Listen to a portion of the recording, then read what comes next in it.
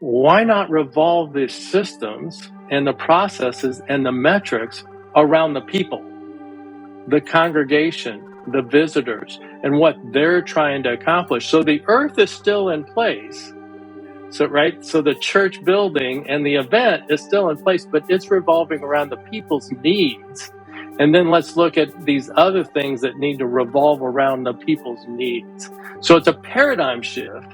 And once you really dig into that and maybe even draw it, down on a piece of paper and look at the two, you can't go back. Welcome to the Chesley Lunday Experience. The purpose of this podcast is to help your church innovate in an age of disruption. But to do that, you can't continue to do what you've always done. You need new ideas and creative approaches to rethink and redesign the methods of the past. Hi, my name is Chesley. I'm the host of the Chesley Lunday Experience. That's right. And I'm here to help you discover those out-of-the-box aha moments so that you can apply them to your unique context. Now, for the next episode, I dig into a conversation with my friend, Jeff Hook. And this episode is about the difference between the church of the future and the future of church. There is a difference, and Jeff talks to us about that. Jeff Hook is the CEO of a new software platform called Communitas Tech, and it's for the faith industry. Now, it's no secret that churches and other faith-based organizations are slow at taking advantage of new information technologies. Communitas is out there to change that. Its mission is to partner with these organizations to provide modern technology to help people live better Christian lives. Prior to Communitas, Jeff spent the past 16 years helping churches improve congregational engagement through better systems to achieve better outcomes. He was the COO of ParishSOFT, a software company serving half of the Catholic market. And before ParishSOFT, Mr. Hook, Jeff, founded Fellowship Technologies in 2004. Its product, you might have heard of it, Fellowship One, served over 3,000 churches in 15 countries. When Jeff was a part of their organization, they had 54 of the top 100 largest churches in America and 46 of the top 100 fastest growing churches.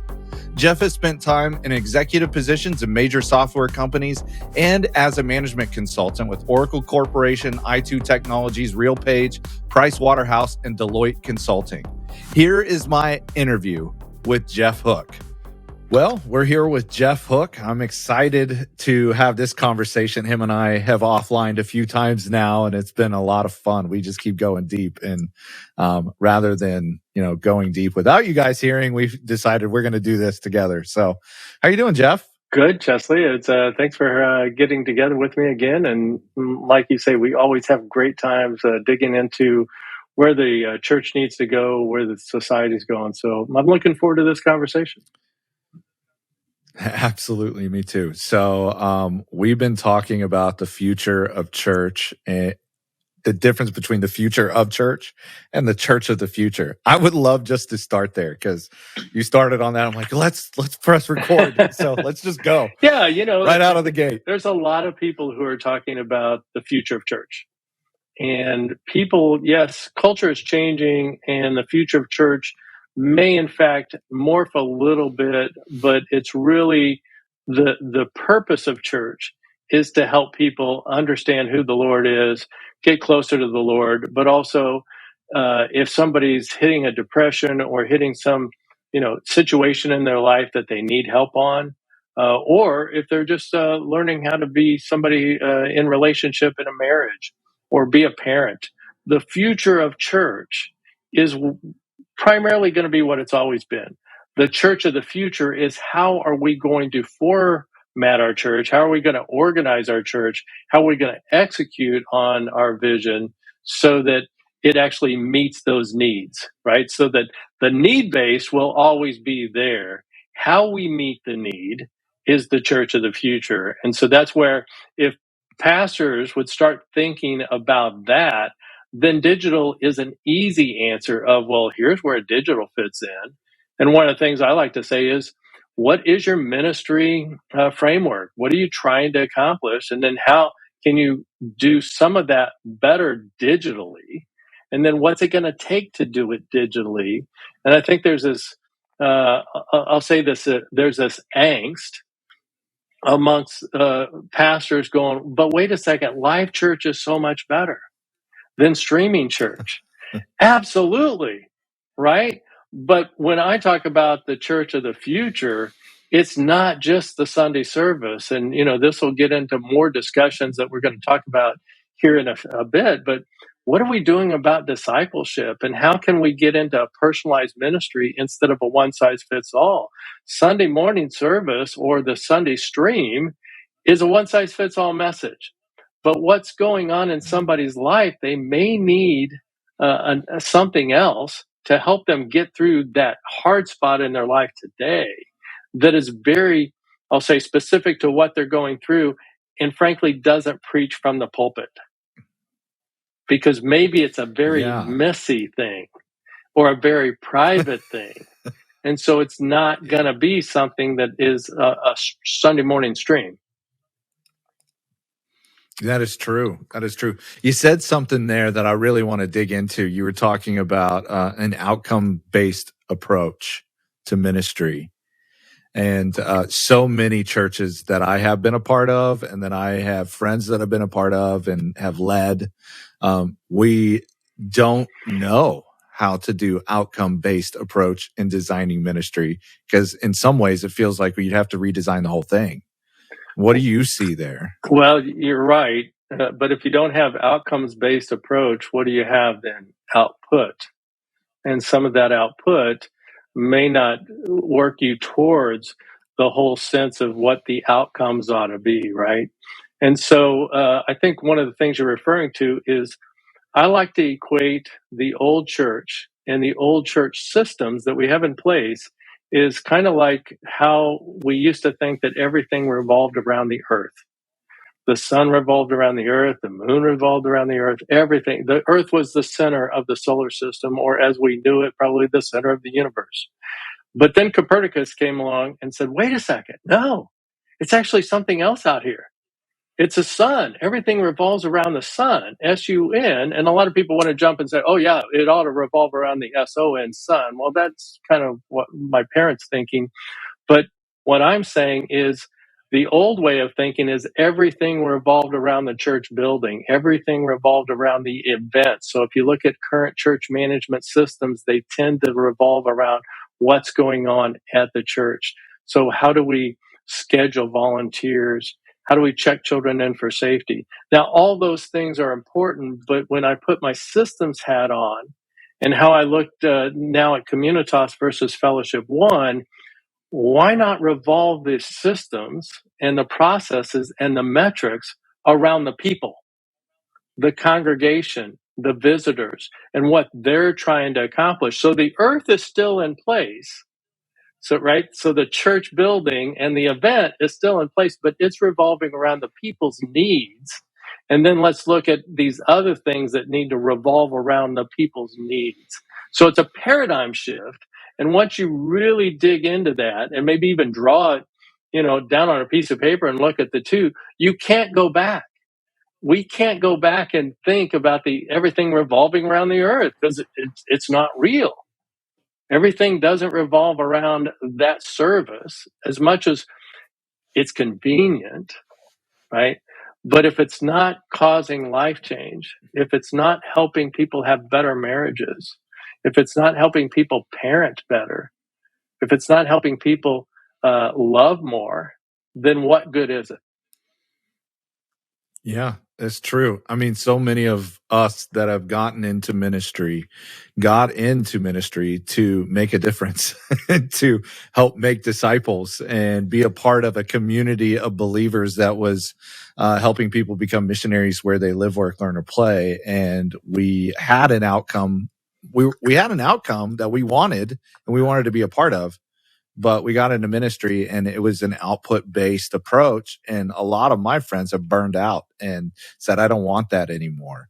So how do we move an organization that's been about outputs as far as measuring success into a more outcome-based to create success? Well, it depends on what that ministry model framework is that you're coming from, right? So are you going from a traditional church that's geography based, or are you a specialty ministry? We're working with a company called Mission Alive, and they plant churches in marginalized communities. And those marginalized communities have needs, but there may not be all the same needs. In other words, an urban environment, or if somebody's on an Indian reservation, what do those people need besides salvation, right? But the problem with the output of salvation is we're counting and celebrating people at the starting line, not the finish line, right? So discipleship and your journey, or like, as I like to say, we're on multiple journeys. Chesley, you're on a marriage journey, you're on a parenting journey, you're on a career journey. So all these journeys together that you hope you have a destination. They're really, if you bundle them up, and because you don't know where you're going, how about if you're on an adventure, right? And your adventure guide is the Lord, right? So as you start looking at what these people need, is it a lower pregnancy rate, unwed mother rate? Is it poverty? Is it drug use? So that you might take those things into account as you start thinking about outcomes. And again, going back to the starting line, that's a short-sighted outcome. Instead of having somebody actually grow in their faith, start depending on the Lord. I like to say, I've changed my view of being Christ-like, because it used to, before I started getting involved with a book called The Critical Journey, I used to think Christ-like was having Christ-like behavior. But one of the authors there said, no, being Christ-like is allowing the Father to have his way in your life, like Christ allowed the Father to have. So that may not be me dying on a cross, but it's picking up my cross and following him. But it's still, what do you need me to do? Because I'm in technology, and I could go get a secular job, but because it's in technology, the Lord's asking me to start thinking, how can this church actually become better with the use of technology? So that's being Christ-like, although there was no technology back in Jesus's age, right? Like we have today, but it's allowing the Father to have his way in my life. Yeah. Well, Jesus knew there's a connection, a virtual connection between him and the Father, even while he was on earth. But I don't want to get into theology and the metaverse yet. But think about outcomes. So to more specifically answer your question around outcomes, there's a bunch of lead metrics or lead outcomes that actually then help you move towards those lag outcomes or lag metrics. Attendance is a lag metric. There are a lot of things that go into place that result in higher attendance or higher giving. So we need to start measuring some of those lead metrics to get the outcomes that we want. And the outcomes, though, go back to around the people is their spiritual formation actually working? Is their marriage getting better? Is their parenting skills getting better so that their family dynamics are improving? And guess what?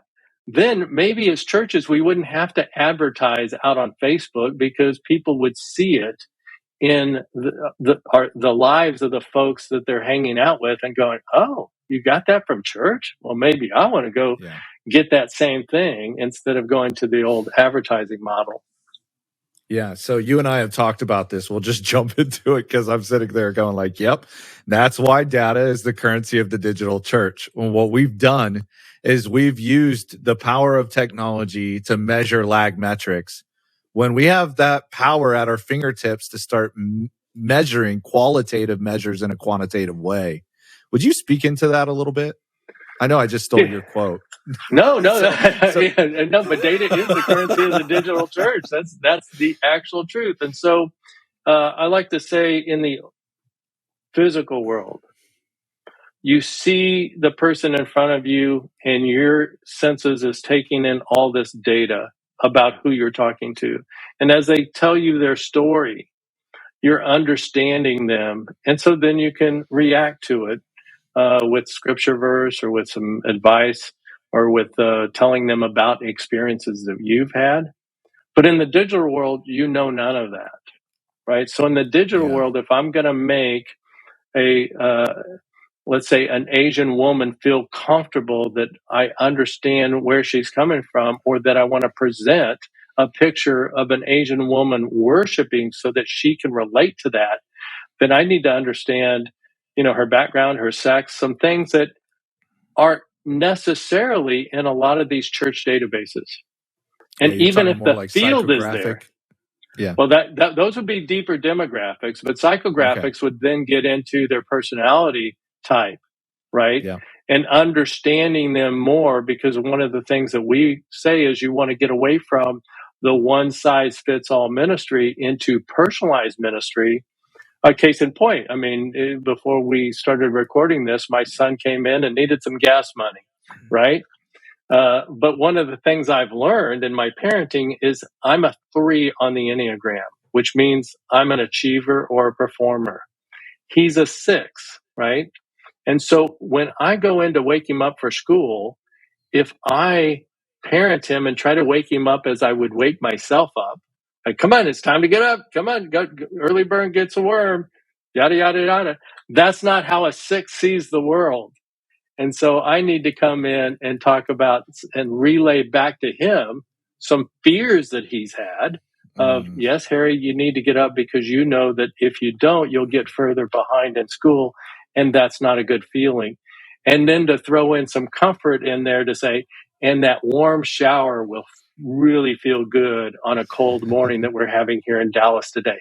Totally different approach to parenting. And guess what? The old way doesn't work. This worked this morning, right? Oh, sorry. Hey. Hey. Yeah, come on. You can come through. That's what happens when you're in your garage. I like it when things like this are actually, I think it's just real world. And then it's more authentic. And one of the things that we have to do within the church is become as authentic as possible. Now, if it's a high production thing, then you go, you might step out of character and talk about it. But I'd leave it in if I were you. Yeah, there we go. So, and that's why I'm in my garage right now, because, real world stuff is happening. So, it's funny. For those of you that don't know, that what just happened is I'm in my garage and my wife brought home the kids from school today. So they went through the garage. It was awesome. Yeah. So, that is awesome. But let's say, do you mind if I get us back on the psychographics, right? So that's great. I'm a words of affirmation guy. My wife is she's a quality time person. So by listening and understanding that she's a quality time person, I actually go out of my way to walk the dog with her because that's quality time. Now, some people that comes naturally. It doesn't for me because I'm also a 3 and I go, why do both of us need to walk the dog? Can't one person? This is a waste of time. Right. Yeah, it's now, so true. That thinking as a husband won't work with Bridget. Nope. Somebody will say, hey, I'll walk the dog with you because she's a good true. looking lady. And then I got a bigger problem on my hands. Yes, you do. So that's what we mean by understanding people at a deeper level instead of the superficial basic demographics that many of these church systems have in them. Yeah, so let's dig into that too. What would you say to somebody that goes, hey, that's really manipulative? That's kind of interesting what you said. I'll relay it to where somebody is in their discipleship walk, right? So I'm working with a church out in California, and we're talking about how do we actually build Communitas to track the critical journey framework. And it's different than you might think as you start unpacking this because his name's Bruce. And I said, Bruce, have you thought about, because you're doing a 10-week sermon series on the critical journey and you're introducing this, but what happens if somebody comes into week 5 and they've missed 1 through 4 and they're going to miss part of your framework? Or what happens when somebody joins the church in 6 months and they missed all of that? We have to think through how to do an on-demand series and how to catch somebody up, because a discipleship framework is something that the church lives 52 weeks a year for years, hopefully, if it's any good, right? But anyway, so I was talking to this gentleman this week about that, and he goes, well, people might not want the church to know where they are in their discipleship walk. They don't want to be judged. And I said, we're not tracking their discipleship walk for the church. We're tracking the discipleship walk for them. The only judgment that's going to go on is the church staff judging their framework and their process. This to say, are we improving people's lives? If not, then we need a different kind of discipleship program, right? We need to shift and serve better. Yeah. Yeah, shift and serve better. So the same, is it manipulative?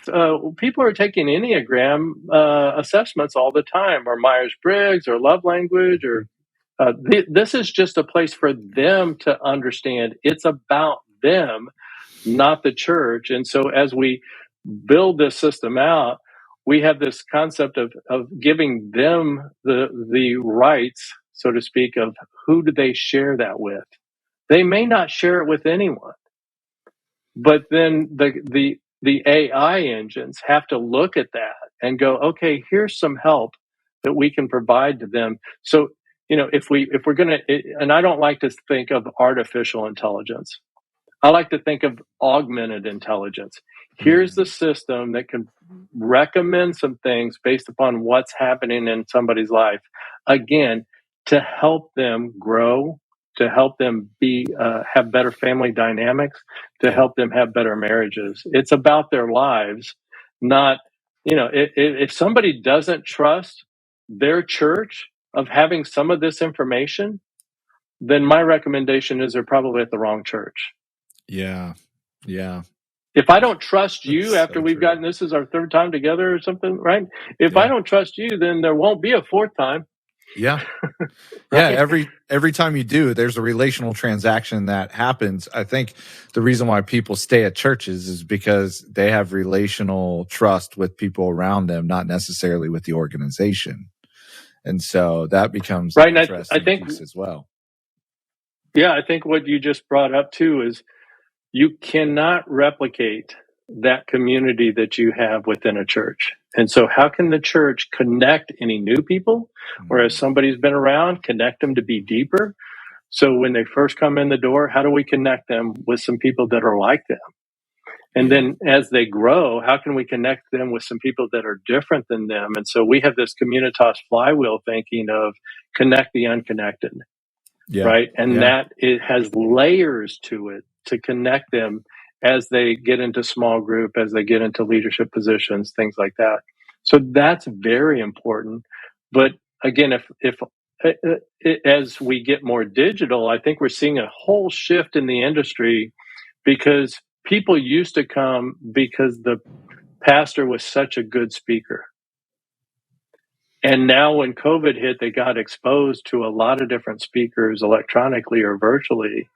And so that's still an issue then is, do I really like, Pastor A or Pastor B or C or D, or do I like a mixture of it? But I think, Jeff sent out that podcast and where the Cal Newport, is that his name, was talking about metaverse. Yep. Cal Newport. Yeah. Right. And he brought up something that I thought was very interesting, was when Facebook decided to get into the entertainment business. And it's not that they got out of the social network business, but they moved beyond it. So there's still some social out there, but there are people from my hometown that I joined Facebook for who don't post. Yeah. So if they don't post, then catching up with them on Facebook is non-existent. So Facebook started moving into this entertainment world, and then they are competing with the traditional entertainment of, Paramount Plus and Yellowstone and all, sports, because at the end of the day, Chesley, you have 24 hours. Yeah. And of that 24 hours, you only have a certain percent that you can set aside for entertainment. Yep. It's true. And so they're starting to compete with that. So in the church world, I only have so much time that I can focus on content to help me with my spiritual world, to help me with my marriage, to help me with my parenting. I only have so much time because I have work to do. I've got to eat, I've got to, hygiene, and I've got to sleep. And so wouldn't it be great if you could take off 3 months and read a bunch of books or watch a bunch of videos, and you would be a perfect spouse for your wife? That would But be you awesome. don't have that luxury. No, we don't. Wouldn't that be awesome? Yeah. But you don't have that luxury because you only have so much time. It's true. And so as churches, they have to think about, and I don't know that we've talked about this, but there's something that came and addressed or adopted by Harvard about jobs to be done. And so what is the job that your parishioners or your congregation has hired the church to do? And it has to be more than just the teaching from the pulpit, because there's going to be a subset of those people that go, I'll get that teaching somewhere else, but they cannot get community like that. That's the only church in the whole world that has those people with their relationships. And so, is one of the jobs to be done is dropping off their children and teaching their children. So what are the various jobs to be done that not overtly they've hired the church to do it, but subconsciously they've hired the church to do that? You're talking about like a social contract. So today's subject is about the church of the future. Now, the future of church, Jeff said, is pretty much going to look the same as it always has, but the methodologies are going to shift, and I have some ideas about that. So I would love to talk to you about that. So the future of church, what does the church of the future look like? Well, I believe it is a community on mission that loves each other, that cares for each other. The people are coming and they're building community as they're on mission. Community divorced from mission creates a holy huddle. I'm going to say that again. Community divorced from mission creates a holy huddle. You have to have mission as the number one piece of everything you do, but it is not the only piece, because the truth is community and mission are always attention to be managed. Always attention to be managed. We need to have healthy community of transformed disciples who are making disciples. But the reality is, when the community is the end all be all, you become inward facing and inward focused. The goal is to become outcome focused, not inward focused. The outcome is to make disciples of all nations. So what does the church of the future look like? Well, they look like a community of transformed disciples, making disciples with a clear-cut pathway of discipleship. Now, when you are a mission-focused, outcome-focused organization, you must have a clear path to make disciples. And most churches don't have that. The reality is, if you went into most churches, you could ask 11 people what their definition of disciple is and discipleship is, and you would get most likely 13 different answers. We need to create a clear-cut pathway of what it means to become a disciple and to have a process of moving from an infant in relationship with Jesus to one who is an adult or a spiritual parent, as some people would like to call it. So spiritual adulthood. So infancy to spiritual adulthood. That is what discipleship is. And my friend Brian Phipps, who created Disciples Made, calls this out in most churches. He says this: Jesus did not call us to be disciples in the perpetual making. No, he called us to be disciples that were made. I'm going to say that again. Brian says this, that we are not called by Jesus to be disciples in the perpetual making. Jesus called us to make disciples, meaning it's a finite process. And so we've got to begin to create a pathway in which it's not an information download, but it is training as you go. Because when you train as you go, as in life, with infancy to toddlerhood, if you guys got kids, you know, into adolescence, into adulthood, it is an as you go process. And we need a clear-cut process of what that looks like. And it's not know this, know this, know this. And oh, by the way, you know everything, so therefore you're good to go. What creates transformation is three things in perfect harmony and tension with each other. And that is experience, relationship, and knowledge. All three of those together in tension with each other, moving in the same direction, is what causes transformation. Without one of those ingredients, you do not get transformation. So our processes need to look at that triumvirate and create a place for that to happen. My friend Brian Phipps calls that the intentional disciple making environment.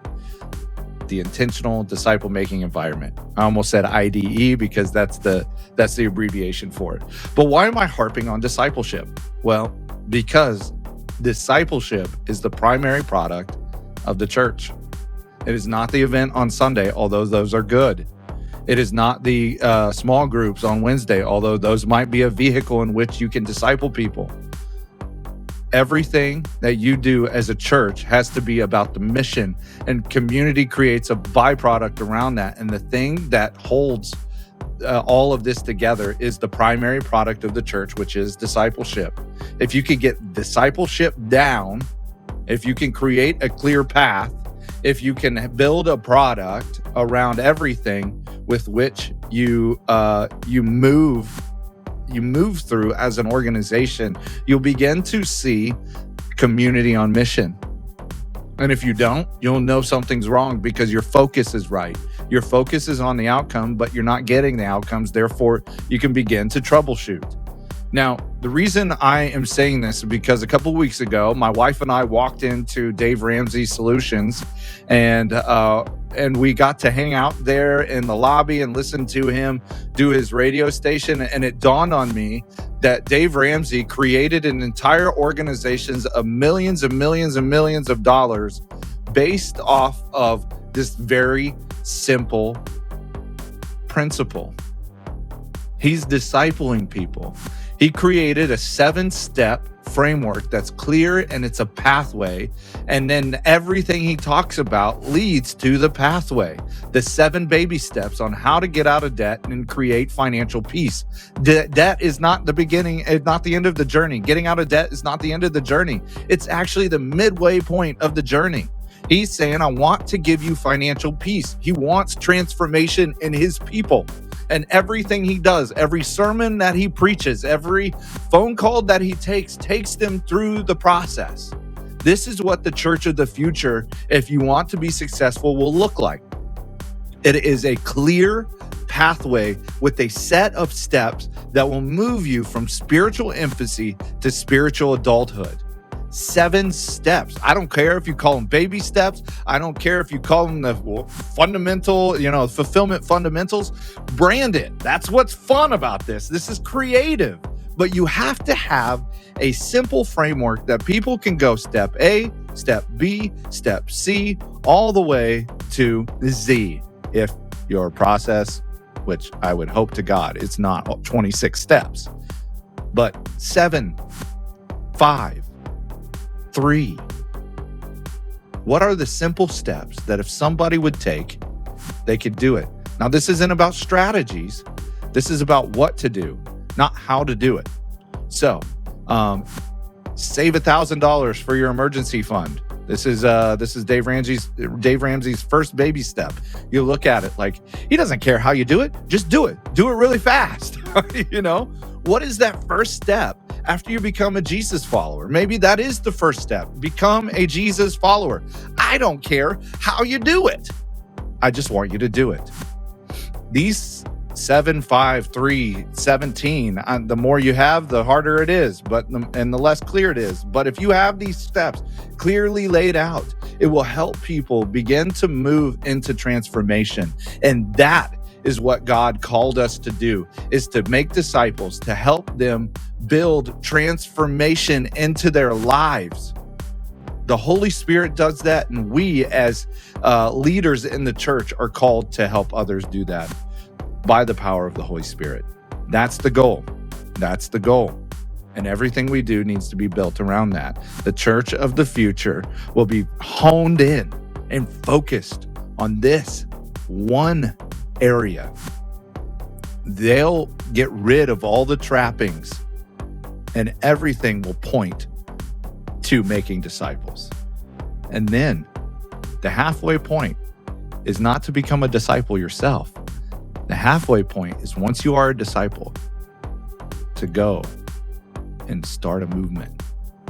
That's the transformation, to move from somebody who is not a Jesus follower at all to somebody who created a movement of Jesus followers. That to me is exciting. That to me is what will help our world get to know Jesus, because some of us have said yes to the movement of God to create disciples all over the nation. What if our churches would begin to solely focus on that so that we could create a new pathway forward so that the whole world would meet Jesus and become a disciple, just like Jesus asked us to do in the Great Commission, to make disciples of all nations. The church of the future will accomplish the task of the Great Commission. That's the goal. And we'll use technology to do it, but it's all focused on the outcome. We're not called to create holy huddles. We're called to make disciples. Hey, if you enjoyed today, and this is something that added value to you, this is how you could be a part of our show. You can actually come on and I will hang out with you for 30 minutes to an hour, and we want to solve your most pressing problem. So email us at podcast@chesleylunder.com. Again, that's podcast@chesleylunder.com. The best way this podcast continues to grow is by you posting a rate and review. If you think more people would enjoy listening to the Chesley Lunder experience, then would you do this? Would you please rate and review on whatever platform you listen? Next episode, we continue our conversation with Jeff Hook, and we are going to be talking about some stuff I think you're going to enjoy. Listen to this. And so how can we teach people from an inward standpoint? Now that, one of the things that we're starting to say is we have two worlds, right? We have the physical world and the digital world. But what world matters the most? Yeah. The inner world of people. Yes. The inner world. Right? And so whatever, based upon where people are in their inner world will dictate what you do in the physical world and what you can do in the digital world. You can beat digital disorientation, but it takes imagination to innovate. You do have the spark of divine creativity your organization needs. I know it isn't cool to feel disrupted, but I believe God has the answer to move you from disrupted to disruptive. All you have to do is move out in faith and try something new. Thank you for listening to the Chesley Lunder Experience. We'll see you next episode.